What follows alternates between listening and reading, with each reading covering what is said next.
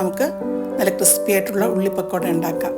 അതിനായിട്ട് ഞാൻ മീഡിയം വലിപ്പത്തിലുള്ള 3 സവോളയാണ് എടുത്തിരിക്കുന്നത്. തൊലിയൊക്കെ കളഞ്ഞതിന് ശേഷം കഴുകി വൃത്തിയാക്കി എടുത്തിട്ടുണ്ട്. ഇതുപോലെ നീളത്തിൽ കനം കുറച്ച് അരിഞ്ഞെടുക്കാം. ഇതിലേക്ക് 1.5 ടീസ്പൂൺ ഉപ്പ് ചേർത്ത് നന്നായിട്ട് ഇളക്കി കൊടുക്കാം. 10 മിനിറ്റ് നമുക്ക് അടച്ച് മാറ്റി വയ്ക്കാം. 10 മിനിറ്റ് കഴിഞ്ഞിട്ടുണ്ട്. ഇനി ഇതിലേക്ക് നമുക്ക് മസാലപ്പൊടികൾ ചേർത്ത് കൊടുക്കാം. 2 ടീസ്പൂൺ മുളക് പൊടിയാണ് ചേർത്ത് കൊടുത്തിരിക്കുന്നത്. ഇതിലേക്ക് ഒരു 3/4 ടീസ്പൂൺ പെരുംജീരകം ചേർത്ത് കൊടുത്തിട്ടുണ്ട്.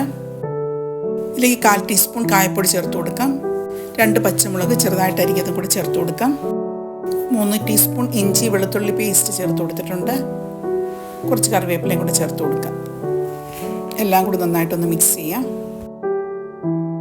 അരിച്ചെടുത്ത 2 കപ്പ് കടലമാവാണ് ചേർത്ത് കൊടുത്തിരിക്കുന്നത്.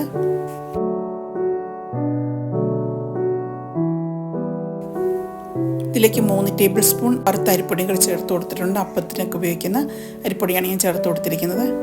എല്ലാം കൂടെ കൈകൊണ്ട് നന്നായിട്ട് ഇളക്കി യോജിപ്പിക്കുക. ഉള്ളിയിൽ ഉപ്പ് ചേർത്തിരിക്കുന്നത് കൊണ്ട് തന്നെ ഉള്ളിൽ നിന്നുള്ള വെള്ളമൊക്കെ ഇറങ്ങിക്കിട്ടും. അതുകൊണ്ട് കുറച്ച് വെള്ളം മാത്രം മതി. കുറേശ്ശെ വെള്ളം ഒഴിച്ച് നമുക്ക് ഇളക്കി കൊടുക്കാം. ആകെ ഞാൻ 5 ടേബിൾ സ്പൂൺ വെള്ളമാണ് ചേർത്ത് കൊടുത്തിരിക്കുന്നത്. കുറേശ്ശെ ഒഴിച്ച് നമുക്ക് നന്നായിട്ട് മിക്സ് ചെയ്തെടുക്കാം. എല്ലാം കൂടെ നന്നായിട്ട് മിക്സ് ചെയ്തെടുത്തിട്ടുണ്ട്.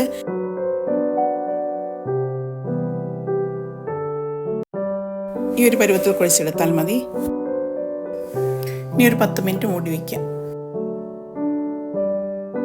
ഇനി നമുക്കിത് വറുത്തെടുക്കാം. അതിനായിട്ട് ചൂട് കട്ടിയുള്ള ഒരു പാത്രത്തിലേക്ക് വറുക്കാനായിട്ട് ആവശ്യമായിട്ടുള്ള എണ്ണ ഒഴിച്ചു കൊടുക്കാം.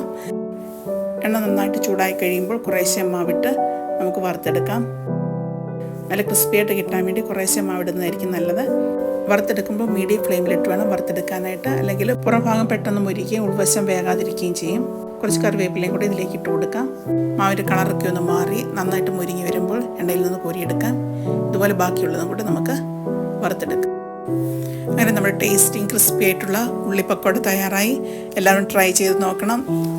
Thank you for watching.